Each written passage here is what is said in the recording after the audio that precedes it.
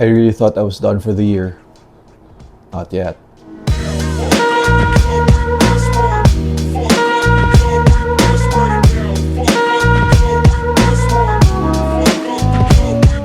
Kamusta YouTube? Welcome back to Sneaker Stories, and for today's catch-up, we will be talking about the New Balance Abzorb 1890 in dark silver metallic with granite colorway.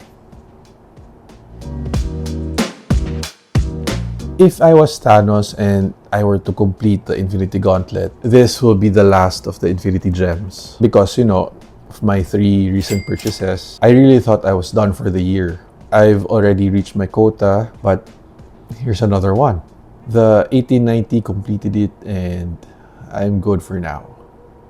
My family and I were just in the mall doing some errands, waiting for the traffic to clear, until my wife and my daughter suddenly told me that they were gonna check something out. Maybe they're looking for clothes or toys. I decided to go to Commonwealth.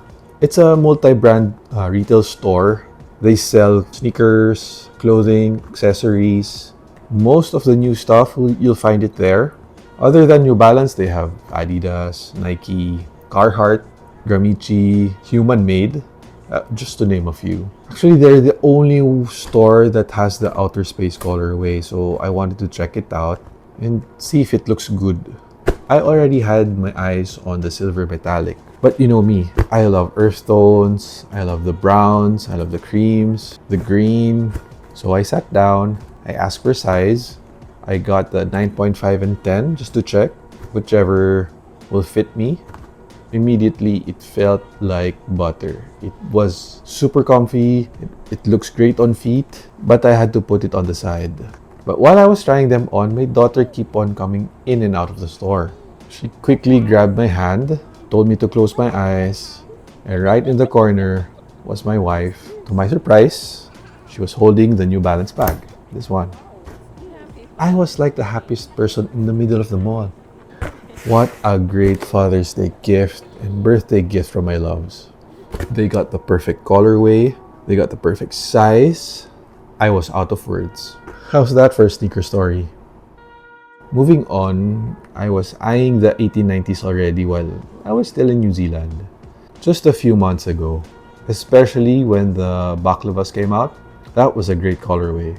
But then again, I'm not really a big fan of collabs. 1, because they're overpriced. 2, I prefer general release colorways. And they're easier to style. And the only available colorways back then were the boysenberry, the starburst, and utility green. I know I'm not the only one out there. Some of you add it to cart, wait a little bit. But for me, I'll just wait for the next trip, hoping that it's still available during that time. And when we got back to Manila, it was widely available. There was the silver metallic, the outer space, even the gray days.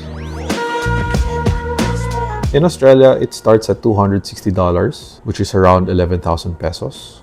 And that's for general release colorways. For collabs like the Joe Fresh Goods, the Jound, costs around 320 Australian dollars, around 13,695 pesos. But for Stone Island, it's around 465, which is around 19,859. Why?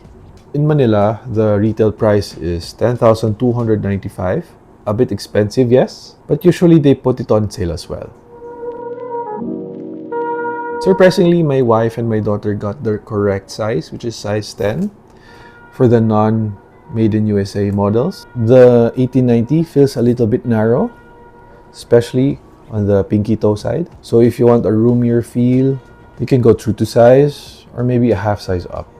Or maybe it needs a little bit more of a break-in and it should be fine. The 1890 would make a great addition to your collection.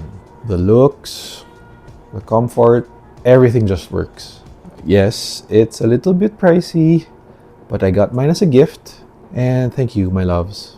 Oh yes, be sure to check out the upcoming colorways. They all look fire. Let me know your thoughts about the 1890s. For me, they're great.